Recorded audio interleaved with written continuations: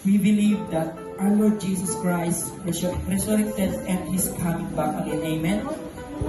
Upang mabigyan tayo ng pag-asa sa kabila ng lahat ng pinagdadaanan natin sa mundong ito. Minsan, ang bawat isa sa atin ay napanghihinaan ng loob. Ngunit patuloy tayong magtiwala sa Kanya sapagkat simula nang tayo naniwala sa Kanya, hindi na niya tayo binigo at pinabayaan kailanman. Our Father everlasting, see your creating God Almighty.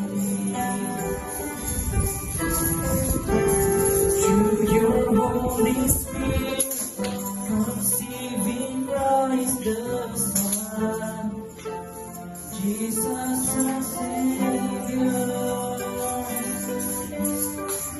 our judge and our defender, suffered and crucified. Forgiveness is in you. Descended into the